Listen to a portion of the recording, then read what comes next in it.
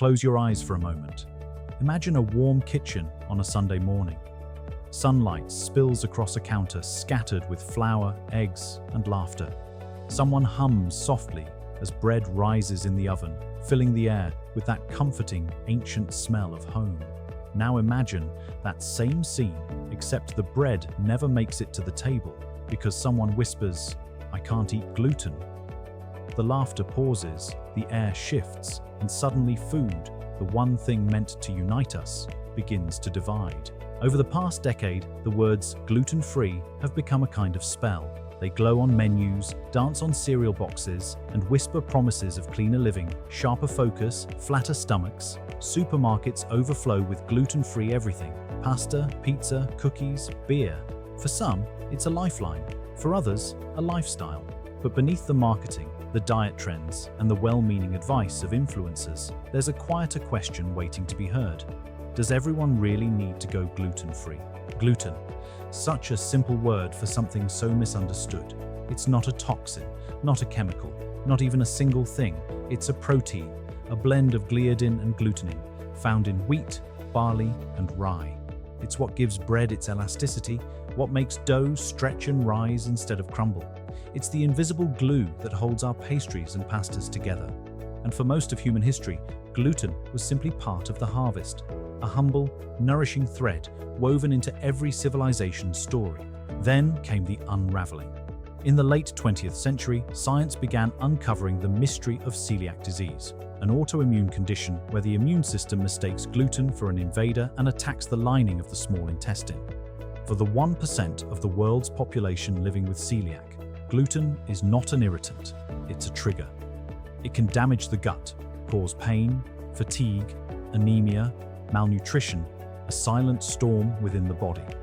For them, gluten-free isn't a choice, it's survival. But the story didn't stop there.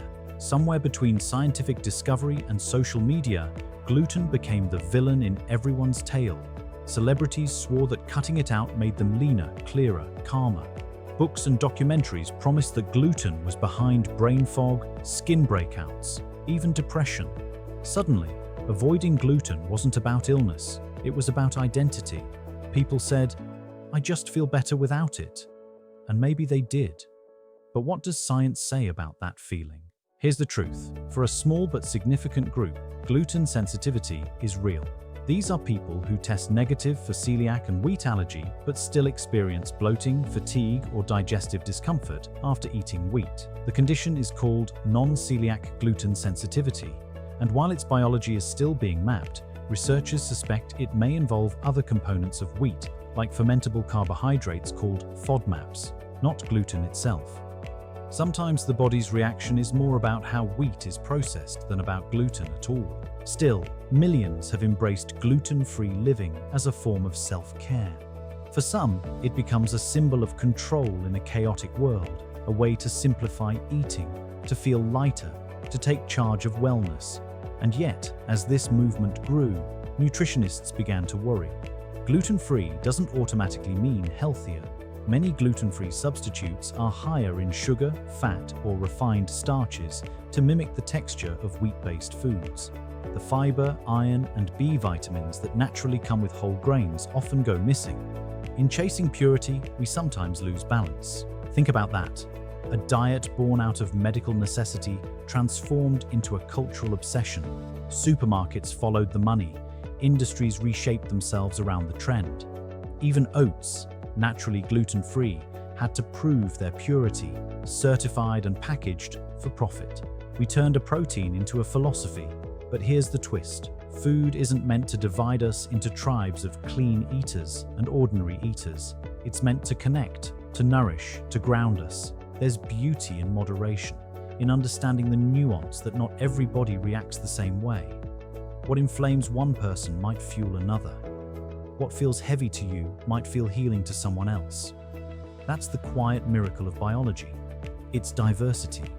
And that's where research points us, toward personalization, not polarization. Scientists studying the microbiome, that vast world of bacteria and fungi inside our gut, are finding that our tolerance to foods like gluten may depend on the state of our inner ecosystem. A balanced gut tends to handle gluten more peacefully, while a disrupted one reacts defensively. Stress, antibiotics, sleep, and lifestyle all influence that harmony. So maybe the real question isn't, should I eat gluten, but what's happening inside my body when I do? When we shift the question, something beautiful happens. Guilt gives way to curiosity. Instead of fearing food, we start listening to it. Some people reintroduce sourdough bread, made through natural fermentation, and find their bodies accept it better. Others realize that processed wheat products bother them more than traditional grains. The conversation moves from dogma to discovery. Imagine if we approached food not with fear, but with respect. If we paused before labeling anything bad and asked, what story is my body trying to tell me? Because gluten isn't the enemy. Confusion is, disconnection is. When we eat mindlessly, when we forget the lineage of our ingredients, we lose that sacred dialogue between the earth and ourselves. Look deeper into history. Gluten has sustained humanity for thousands of years.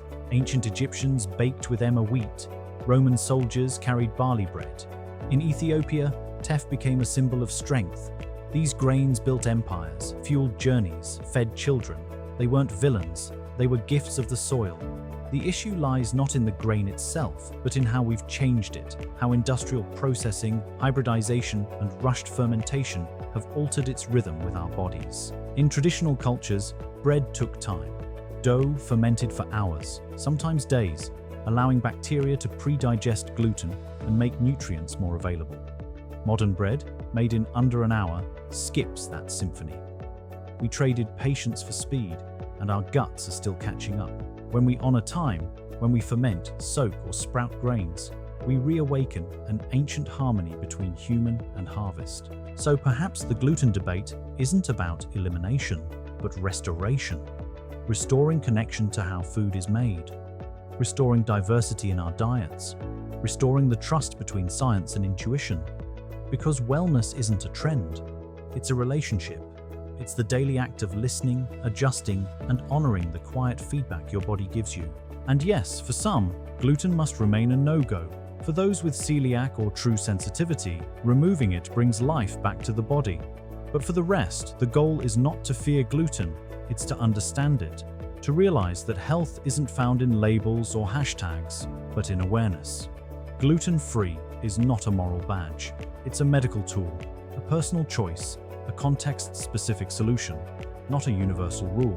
When researchers examine populations worldwide, they don't see gluten as a universal threat. They see patterns, some genetic, some cultural, some microbial. They see societies thriving on wheat and others thriving without it. What matters most isn't the protein, but the pattern, how we live, how we move, how we balance nourishment with joy. Because food is more than fuel. It's memory, identity, ritual. Picture your grandmother's hands kneading dough, the rhythm, the patience, the smell that carried through generations. That act wasn't just about feeding the body, it was about feeding belonging. To remove that entirely from life without true need might heal one thing and hollow another. Science can measure nutrients, but not nostalgia.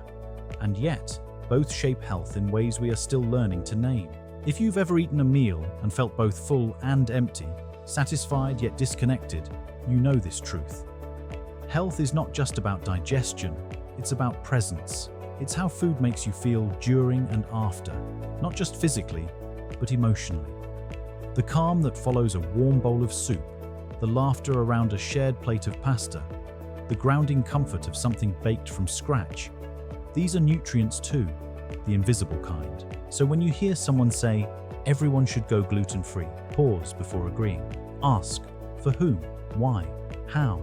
Because blanket statements rarely fit human complexity. For some, gluten-free life is liberation. For others, it's unnecessary restriction. The wisdom lies in discernment, not imitation. One fascinating area of research shows that our perception of food can alter its impact. When people believe a food is harmful, their stress response can amplify symptoms, a phenomenon known as the nocebo effect. That means our mindset can turn a harmless slice of bread into a source of tension. Conversely, when we eat with calm and gratitude, digestion improves. The mind, it turns out, is the most powerful ingredient in every meal. This intertwining of biology and belief reminds us that health is holistic. Cutting out gluten may help some physically, but harm others psychologically, especially when fear takes over. Balance begins not with exclusion, but inclusion. The more diverse our diets, the stronger our microbiome, the more resilient our bodies. Variety is nature's signature of vitality, and yet variety requires trust.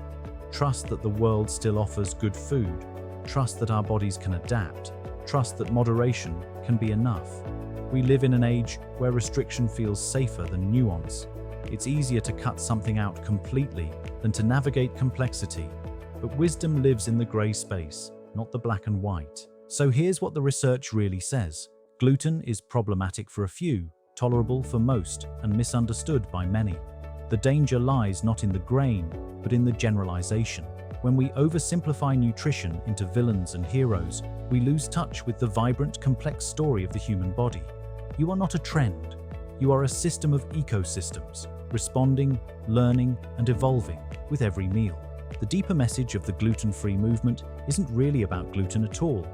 It's about attention, noticing what nourishes you and what doesn't. When we listen to our own signals, we step out of confusion and into clarity. Maybe you thrive on whole grain sourdough, maybe you glow with quinoa and rice. The point is choice guided by awareness, not fear. And awareness brings freedom. Freedom to enjoy a piece of birthday cake without guilt. Freedom to decline bread without apology. Freedom to experiment, to observe, to adjust. This is the mature relationship with food, one built on respect, not rebellion. Science supports it, intuition reinforces it, and wisdom completes it. So the next time you walk through a grocery aisle lined with gluten-free labels, pause for a breath. Ask yourself, is this choice coming from love or from fear? Because one nourishes, the other narrows. Let your diet expand your life, not shrink it. Remember that food, like people, is meant to be understood, not judged.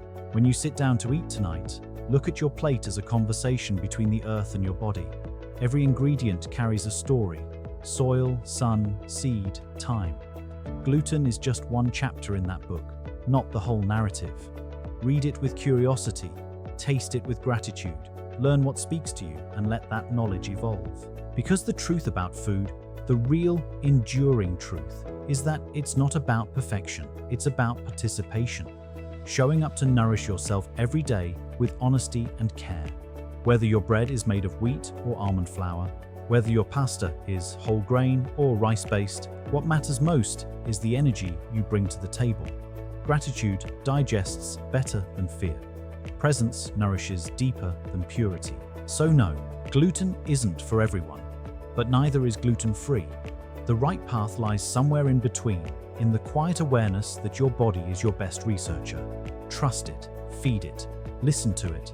Because in the end, the wisest diet is the one written not by trends or theories, but by the language of your own well-being.